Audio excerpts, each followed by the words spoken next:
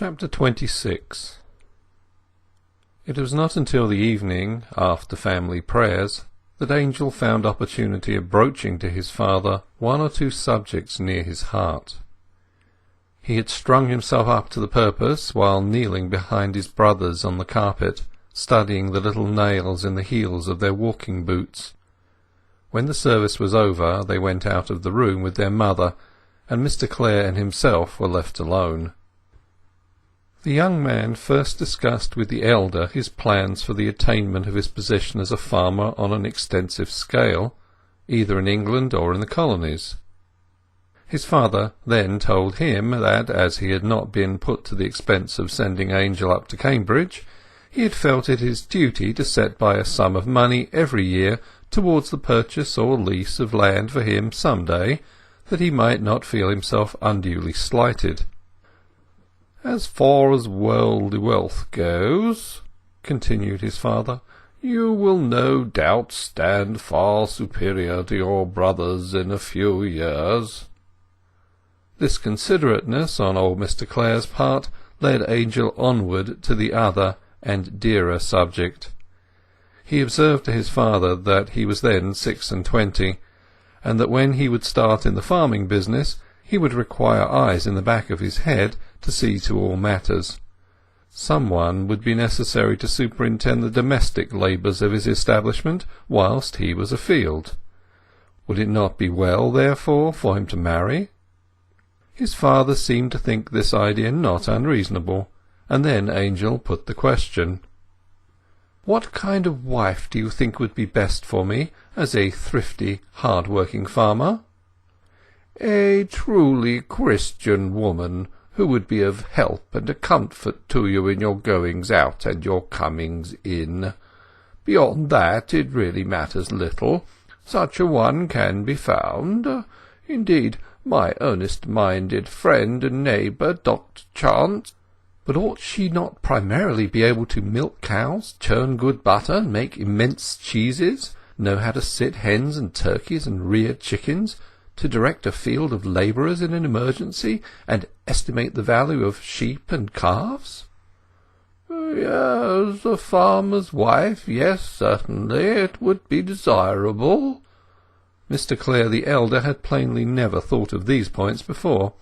"I was going to add," he said, "that for a pure and saintly woman you will not find one more to your true advantage, and certainly not more to your mother's mind and my own, than your friend Mercy, whom you used to show a certain interest in. It is true that my neighbour Chant's daughter has lately caught up the fashion of the younger clergy round about us for decorating the communion table, altar, as I was shocked to hear her call it one day, with flowers and other stuff on festival occasions.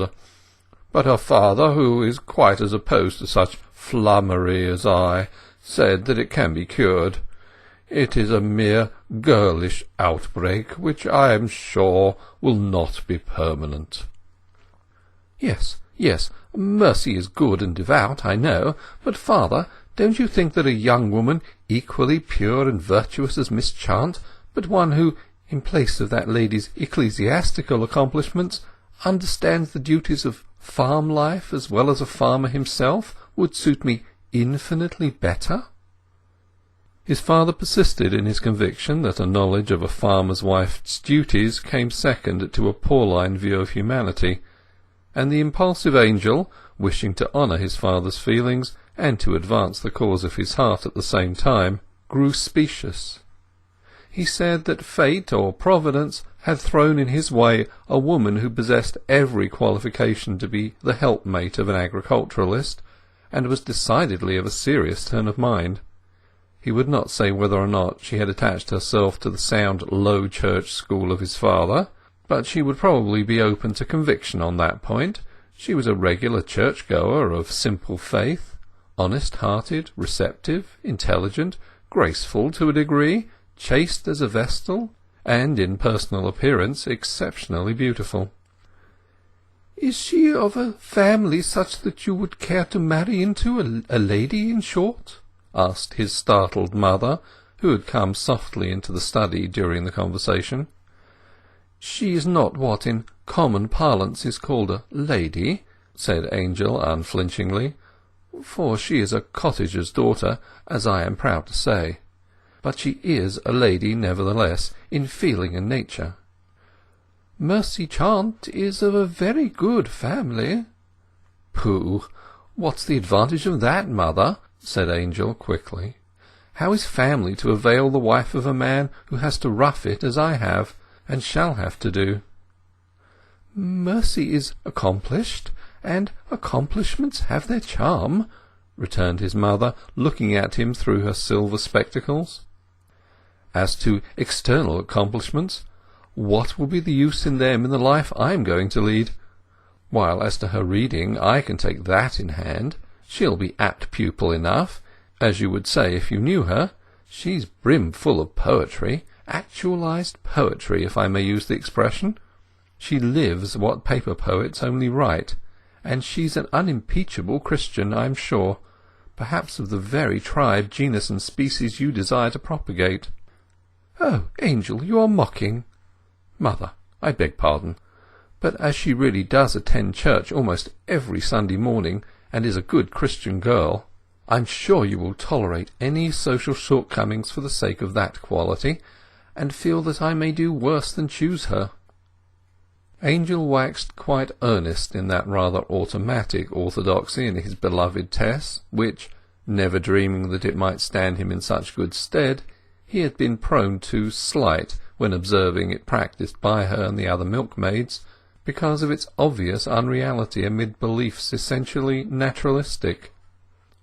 In their sad doubts as to whether their son had himself any right whatsoever to the title he claimed for the unknown young woman, Mr. and Mrs. Clare began to feel it as an advantage not to be overlooked that she at least was sound in her views, especially as the conjunction of the pair must have risen by an act of Providence, for Angel would never have made orthodoxy a condition of his choice.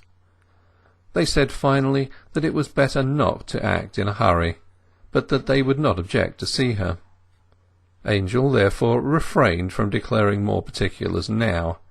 He felt that, single-minded and self-sacrificing as his parents were, there yet existed certain latent prejudices of theirs, as middle-class people, which would require some tact to overcome.